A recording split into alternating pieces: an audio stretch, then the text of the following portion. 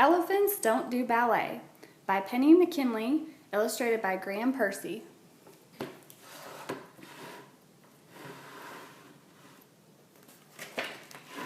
Elephants don't do ballet.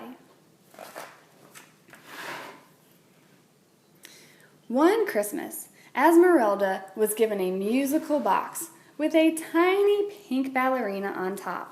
When the music played, the ballerina twirled elegantly around on one leg. "I want to be a ballerina," said Esmeralda. Her brother Ernest snorted into his bucket of milk. "Elephants don't do ballet." "Now, Ernest," said Mommy. Esmeralda tied a knot in her trunk. "I want to be a ballerina." Mommy sighed. "Yes, dear, I'll see about lessons." Next day, Mommy phoned the ballet school. "She'll need a leotard," said the ballet teacher, "a pink one, and pink ballet shoes. Be here at 6 o'clock sharp." The man in the dance shop looked worried when he saw Esmeralda. Mommy curled her trunk and coughed delicately. Large, would you say?" But even extra, extra large didn't fit. Esmeralda tied a knot into her trunk and stamped her foot. The whole shop shook. "I think we'd better go, dear," said Mommy.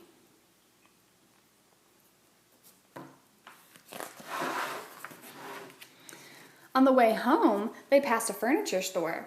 A sign in the window caught Mommy's eye. "Mr. Miracle's chair covers, stretched to fit the largest seat." "Do you have those in pink?" inquired Mommy. They did, and they fitted perfectly. Esmeralda did a delighted twirl, and the chandelier shook.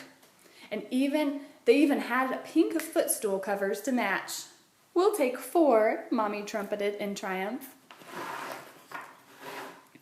Shortly before 6 they arrived, and at the ballet class.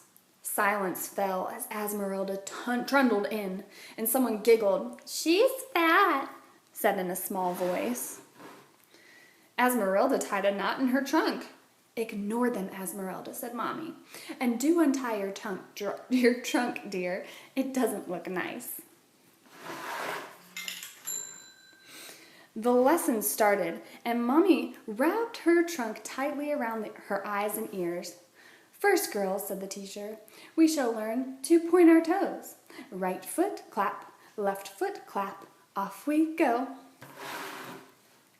Esmeralda got into a terrible tangle, and she pointed both her right feet at once and then capsized, and the ballet teacher called out, "Try pointing your back feet and clapping with your front, Esmeralda. See you all next week, girls." The next week, Mommy folded her ear flaps over her eyes. "Today, girls, we shall learn to trot like little ponies," said the ballet teacher. So the class trotted in a circle. "Now, girls, we shall gallop," cried the teacher. And there was a muffled scream as Esmeralda lumbered into a gallop, and the ballet teacher hauled the girls out from under Esmeralda's feet. "In future, Esmeralda, stick to a trot," said the teacher. "See you next week, girls." The next week, Mommy wore earplugs and did a crossword. "Today, girls, we shall learn to twirl," said the teacher. But when Esmeralda twirled, her trunk wrapped itself so tightly around her neck that she couldn't breathe, and by the time she got it untangled, her face was blue.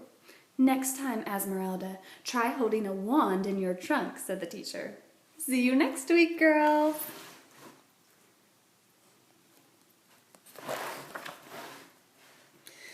The next week, Mommy wore headphones and did her knitting. "Today, girls, we shall learn to jump," said the teacher.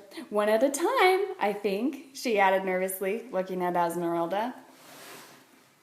Esmeralda soared up and crashed down onto a loose plank, and the ballerina on the other end flew up to the roof. "Perhaps more of a skip, Esmeralda," suggested the teacher, fetching a ladder. 6 o'clock next week, girls. The next week, Mommy turned her back and read the newspaper. "This week, girls, we shall reach up and pick stars," said the ballet teacher. Esmeralda stretched her stumpy little legs up, up and tottered heavily back onto the grand piano. And while they waited for an ambulance to take the pianist away, the teacher said, "Try using your trunk to pick stars, Esmeralda. Now remember, girls, next week is our show." At last, it was the night of the show. The music began. The curtain started to rise and stopped. It rose a little more and stopped. Esmeralda's 2 front feet were planted firmly on the bottom of the curtain. "Move your feet, Esmeralda," hissed the teacher. Too late. There was a loud rip, and the curtain came crashing down, burying Esmeralda and all the little ballerinas in an orange velvet heap.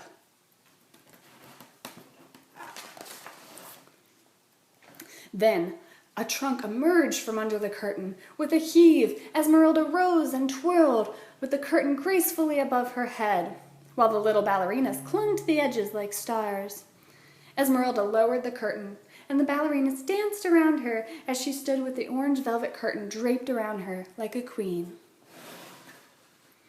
In the grand finale, each little ballerina leaped lightly onto Esmeralda's trunk and pirouetted perfectly, like the little ballerina on the Christmas musical box. Afterwards, the audience clapped as if they would never stop. "Well done, Esmeralda," cried the ballet teacher. Mommy hugged Esmeralda tightly with her trunk, and Ernest tugged on Esmeralda's tail. "You are right," he said. "Elephants can do ballet." On the way home, they passed the ice skating rink, and outside was the picture of a lady skating, and Esmeralda's eyes glinted. "I want to be an ice skater," she said. Ernest choked on his bubble gum. "Elephants can't." "I want to be an ice skater," Esmeralda stamped, and the pavement cracked. Mommy sighed. "Yes, dear," she said. "I'll see about lessons." The end.